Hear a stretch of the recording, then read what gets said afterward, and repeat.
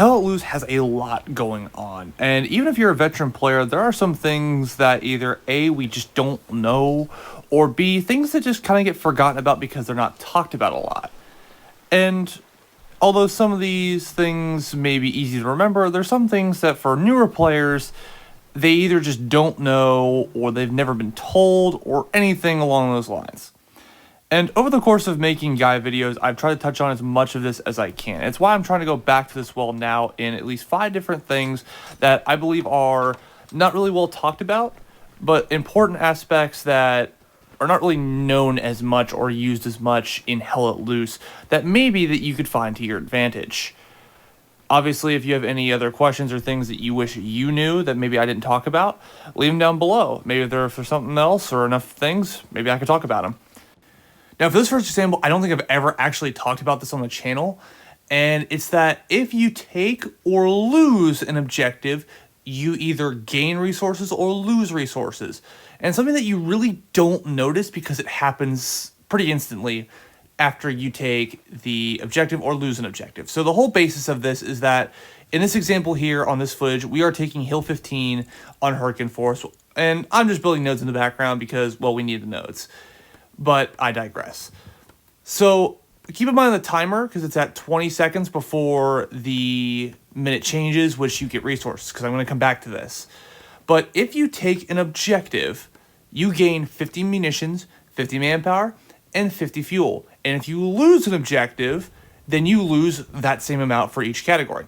Now, once we take Hill 15, you'll notice at the top, we'll gain some resources because of the minute change, and then 50 more because we took the objective. And I want to break this down a little bit more. So again, watch here. Right before we take the objective, we get more resources, and then we get the resources for taking the objective. I just want to distinguish that just so we're safe.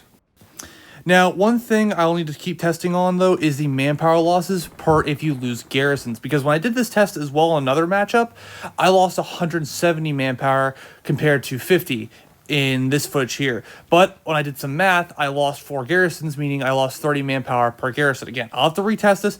I'll try to tag us in the comments when I have the results. This next one is for the offensive game mode only, in particular for the defending team.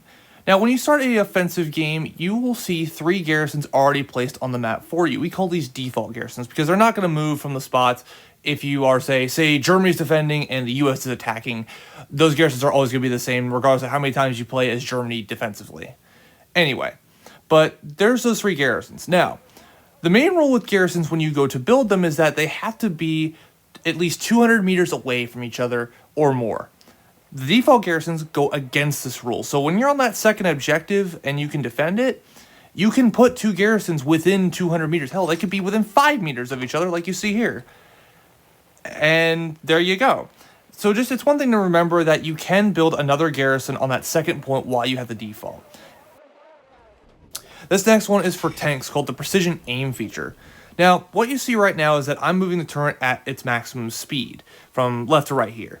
But once I hit the precision aim button, which for me it's the right bumper, my gun moves a lot slower as you see here because I'm holding down the button. Now, what is this used for? Now, I'll be honest here, I don't use this that much, but I've played tanks for a long time. But what this is used for is essentially to make more precise shots at longer ranges. At least it's the one use I could see it for.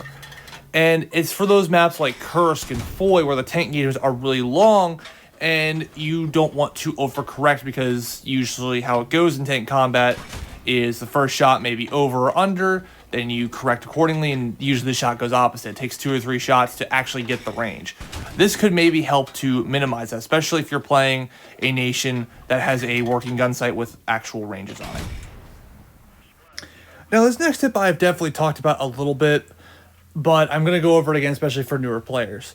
And it's that the nodes that the engineer can build, in particular the munitions and manpower nodes, they provide more than just commander resources.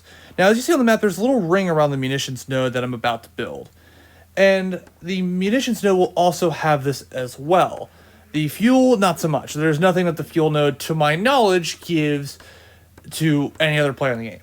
But at least with the manpower and the munitions nodes, what they can do if you play support or a rifleman, or anyone with like ammo boxes and support boxes that give 50 supplies, they can replenish it at least by 50%. So what does this mean? So say you're playing support, you have the ammo carrier loaded like you see on screen now. You've got the supply box that drives 50 supplies, and you have ammunition boxes. So when I go up and drop my boxes, I have to wait 5 minutes to get back. But once I get within the circle of the manpower node, you'll see it get filled to half. So meaning I've now cut that 5 minutes to 2.5. Now you cannot stack this. You can't just go from one to another and it fills up entirely. But you can at least go to one and it cuts it in half. And the same thing can be said for the munitions nodes. So if you drop your ammunition boxes, you can then get them back, at least cut the deficit in half of how long you have to wait, which would be 2.5 minutes instead of 5, as I've already mentioned. This last one I'm going to touch on is actually something that I've never talked about because it's a new thing that just came out of the game, and it also was not mentioned in the last changelog for Update 17, and that is that bombing raids can destroy some barricades and forms of cover that the engineer can build. Now, this footage here, we've put a bunch of... We were doing a drill, and we put up a bunch of barricades. Now, these are just simple level 1 barricades, and the bombing raid wasn't fully on, but it destroyed the barricades. After I saw this, I had to do some testing, because the main thing the update said that it changed the precision strike. But when I did the precision strike, it didn't really do anything, so I decided to test it as well, and test it again to see what all it could truly destroy. Because this is better for those offensive game modes where maybe the enemy has built up that next point, or there's areas that just have light fortifications that are being a real pain in the neck. A bombing run can now dislodge some of those defenses permanently, so you don't have to throw a satchel on them, or at least makes life a little bit easier, because then those defenses are gone. Now what you see in front of you here is a level 1 bunker, a level 1 barricade, level 2 barricade, a level 3 barricade, and a level 2 bunker from right to left. Now, I apologize for the little camera angles. I'm still kind of getting used to admin cam and figuring out how I want to do this.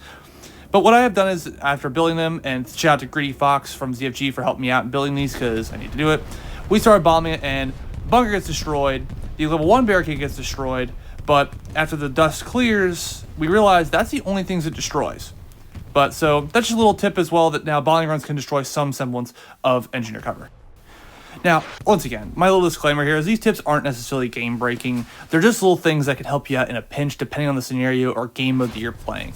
Such as for the nodes, for instance, going back and getting more ammunition or supply boxes, more importantly. Maybe your squad's the only one really building garrisons.